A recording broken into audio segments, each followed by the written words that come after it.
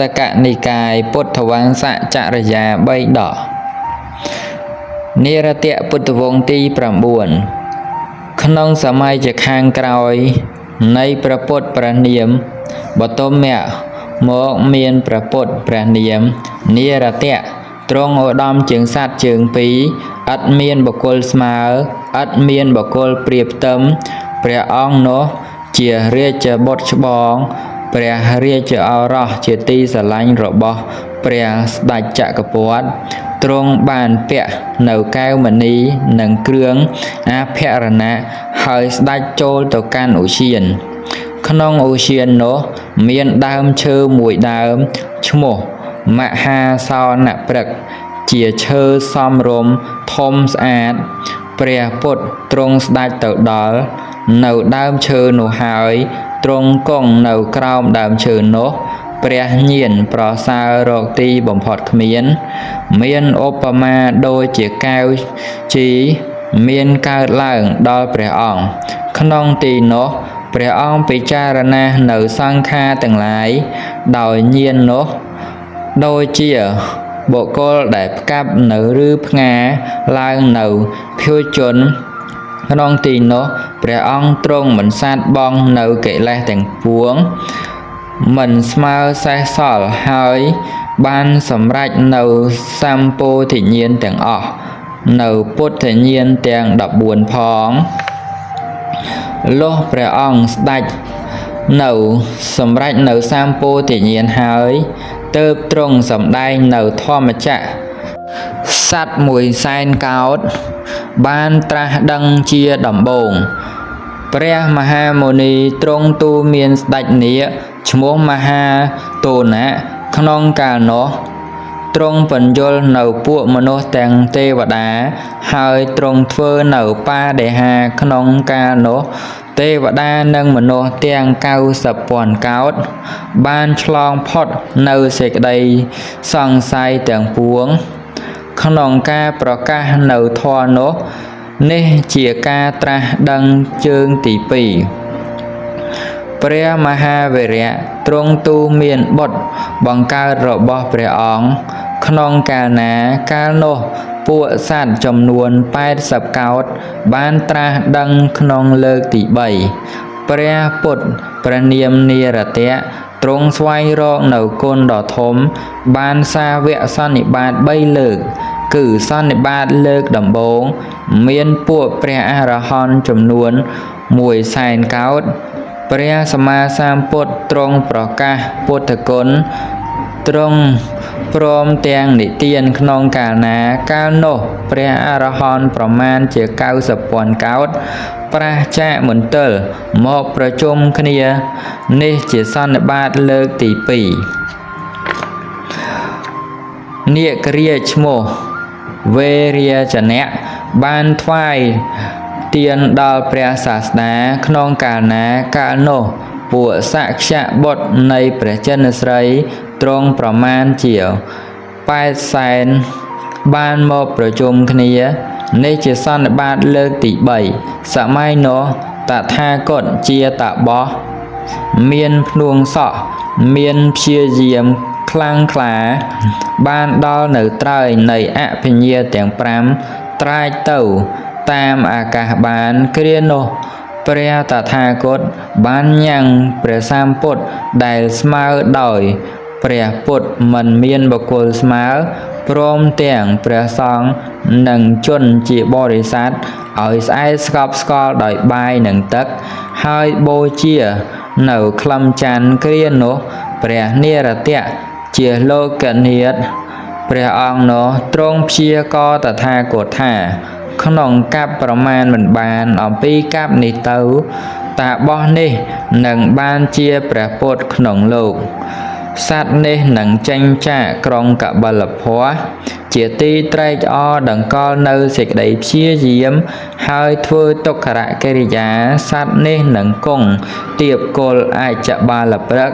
ទទួលមធុបាយៈក្នុងទីនោះរួចចូលទៅកាន់ស្ទឹងនិរញ្ចរាព្រះចិនស្រីអង្គនោះនឹងសោយ នៅបាយយ៉ាទៀបស្នេហ៍និរញ្ជរាហើយស្ដេចចូលទៅគល់ពោធិព្រឹក្សតាមផ្លូវដ៏ប្រសើរដែលគេតាក់តែងហើយលំដាប់នោះព្រះពុទ្ធទ្រង់មានយសធំនឹងធ្វើបទក្សិណពោធិមណ្ឌលដ៏ប្រសើរហើយត្រាស់ដឹងទៀបគល់នៃអសត្តព្រឹក្សព្រះមេត្តាបង្កើតរបស់ព្រះពុទ្ធព្រះនាមមាយាព្រះបិតាព្រះនាមសុធោទនៈព្រះពុទ្ធអង្គនេះព្រះនាមគោតមព្រះកោលិតៈមួយព្រះឧបទេសៈមួយមិនមានអាសវៈប្រាចារិកៈមានចិត្តស្ងប់រងាប់មានចិត្តតាំងមាំនិងជាអគ្គនិងភិក្ខុជាឧបថាកៈឈ្មោះអានន្ទនិងបំរើព្រះចិនស្រីនេះនាងខេមាមួយនាងអបុលវណ្ណាមួយមិនមានអាសវៈប្រាចារមានចិត្តស្ងប់រងាប់ទាំងមានចិត្តតាំងមាំនិងជាអគ្គសាវិកាឈើសម្រាប់ត្រាស់ដឹងនៃព្រះមានប្រភិអង្គនោះហៅថាអសត្តព្រឹក្សឧបាសកឈ្មោះចតកហបតីមួយឈ្មោះហដ្ឋាលវកហបតីមួយនិងជាឧបថាកៈនាងនន្តមេត្តាមួយនាងឧត្តរាមួយជាអគ្គឧបថាយិកាព្រះជន្មាយុរបស់ព្រះគោតមអង្គនោះកំណត់100ឆ្នាំទេវតានិងមនុស្សទាំងឡាយលុះបានស្ដាប់បន្ទូលនេះរបស់ព្រះពុទ្ធព្រះអង្គមិនមានបុគ្គលស្មើទ្រង់ស្វែងរកនៅគុណធំក៏ត្រេកអរថាចដិលនេះជាពូជបន្លកនៃព្រះពុទ្ធសំឡេងហូរក៏ប្រព្រឹត្តទៅមនុស្សទាំងឡាយមានទេវតាផងទាំង10000លោកធាតុក៏ទះដៃសើចក្អាស់ក្អាយធ្វើអញ្ជលីនមស្ការបើពួកយើងឃ្លៀងបុមគ្គផលក្នុងសាសនានៃព្រះលោកនាថអង្គនេះក្នុងកាលជាអនាគតយើងគង់នឹងបានសម្រេចចំពោះព្រះភ័ក្ត្រនៃព្រះគោតមនេះមនុស្សទាំងឡាយកាលឆ្លងស្ទឹងបើឃ្លៀងកំពុងចំពោះមុខគង់កាន់យកកំពុងខាងក្រោយហើយឆ្លងស្ទឹងនេះបានយ៉ាងណាមិញបើយើងទាំងអស់គ្នាឃ្លៀងព្រះចិនស្រីអង្គនេះក្នុងកាលជាអនាគតពួកយើងគង់នឹងបានសម្រេចក្នុងចំពោះព្រះភ័ក្ត្រនៃព្រះគោតមអង្គនេះយ៉ាងនេះឯង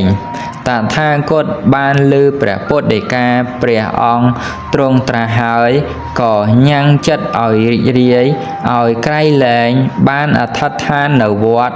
ដ៏លើសលប់ដោយការបំពេញនៅបារមី10ព្រះពុទ្ធព្រះនាមនិរតៈទ្រង់ស្វែងរកនៅគុណដ៏ធំមាននគរឈ្មោះ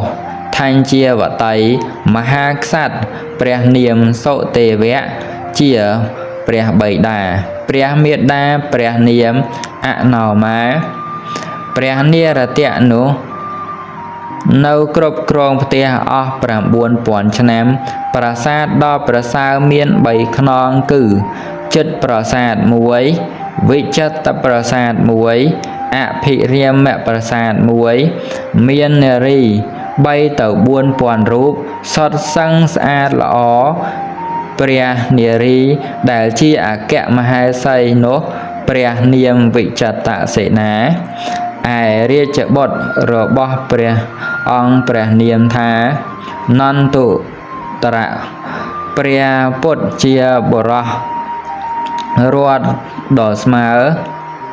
ទ្រង់តតឃើញនៅនិមិត្ត4ហើយទ្រង់ចេញសាងអភិនេស្ក្រមដោយការយាងទៅដោយព្រះបាទផ្ទាល់ហើយទ្រង់ប្រព្រឹត្តព្យាយាមអស់7ថ្ងៃព្រះនិរតៈលោកនាថជាមហាវីរៈបុរសត្រូវព្រមអរតនីហើយទើបទ្រង់ញ៉ាំង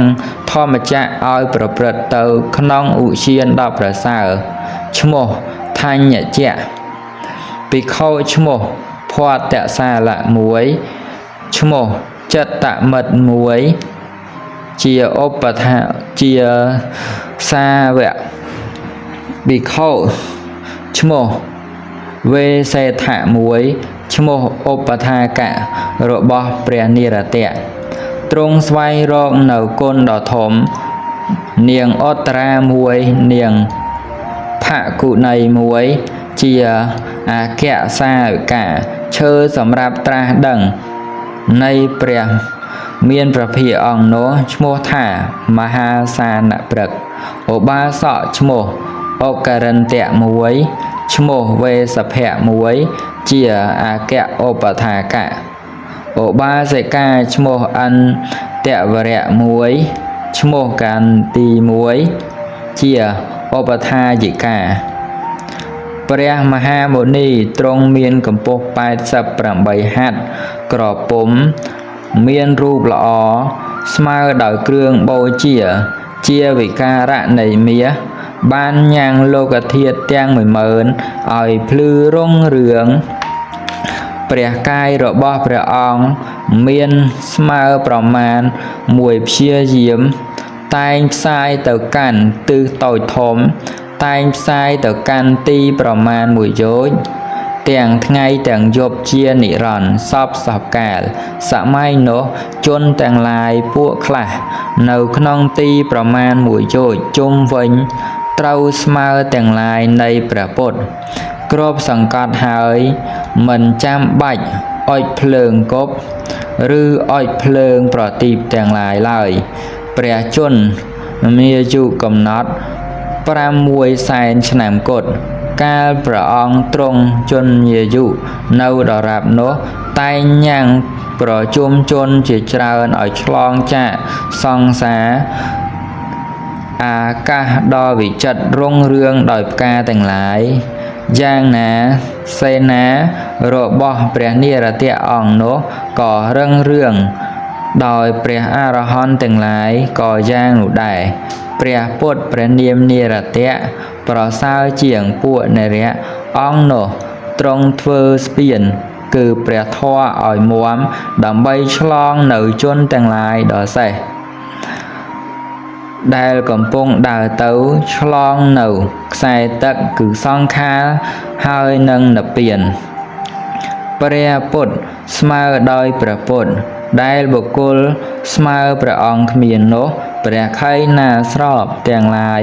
មានដែកចាស់ថ្លឹងពំបានទាំងអំបាលនោះក្តីក៏និព្វានបាត់ទៅអស់របស់ទាំងពួងក៏អន្តរធានអស់ណោះសង្ខារទាំងពួងជារបស់សាបសូន្យពិតមែននិរតៈជាព្រះចិនស្រីដ៏ប្រសើរទ្រង់និព្វានក្នុងព្រះសុទស្សនបុរីព្រះស្ថូបដ៏ប្រសើរមានកម្ពស់ប្រមាណជា4យោជន៍ចប់និរតៈពុទ្ធវង្សទី9